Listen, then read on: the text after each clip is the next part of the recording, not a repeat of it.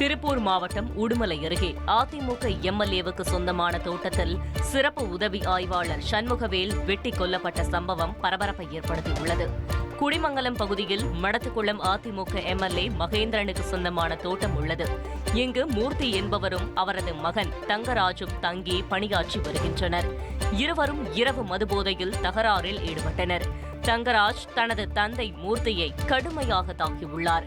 இதுகுறித்து அருகில் இருந்தவர்கள் காவல் அவசர உதவி எண் 100க்கு அழைத்து தகவல் தெரிவித்தனர். இதையடுத்து குடிமங்கலம் காவல் நிலையத்தில் பணியாற்றி வந்த சிறப்பு உதவி ஆய்வாளர் சண்முகவேல் அங்கு சென்று சண்டையை தடுத்து மூர்த்தியை ஆம்புலன்ஸில் அனுப்பி வைக்க ஏற்பாடு செய்தார். இதனால் ஆத்திரமடைந்த தங்கராஜ் உதவி ஆய்வாளரை வெட்டி கொலை செய்து உடனிருந்த ஓட்டுநரையும் துரத்தி சென்றார். இதையடுத்து அங்கு விரைந்து வந்த போலீசார் தப்பி சென்ற தங்கராஜை தேடி வருகின்றனர். மணிகண்டன் என்ற இளைய மகனும் சேர்ந்து உதவி ஆய்வாளரை வெட்டியது தெரியவந்த நிலையில் தந்தை மற்றும் 2 மகன்களை போலீசார் தேடி வருகின்றனர். இதனிடையே உதவி ஆய்வாளர் சண்முகவேலின் உடல் பிரேத பரிசோதனைக்காக திருப்பூர் அரசு மருத்துவக் கல்லூரி மருத்துவமனைக்கு அனுப்பி வைக்கப்பட்டது.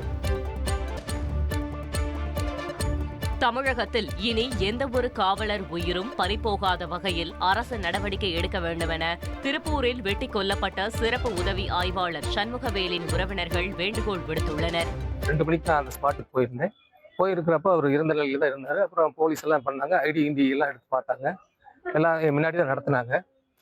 எல்லாம் பார்த்துட்டு தான் அப்புறம் இங்கே மார்ஜரிக்கு அனுப்பிச்சாங்க. பட் இருந்தாலும் போலீஸுகள் தனியாக 11 மணிக்கு போகும்போது ஒரே ஒரு போலீஸ் சம்பவ இடத்துல இருந்திருக்கிறாரு. ஒரு வெப்பன்ஸோ அல்லது ஒரு பாதுகாப்போ எந்த பாதுகாப்புமே இந்த அரசாங்கத்தினால ஒரு போலீஸுக்கு கொடுக்க முடியல.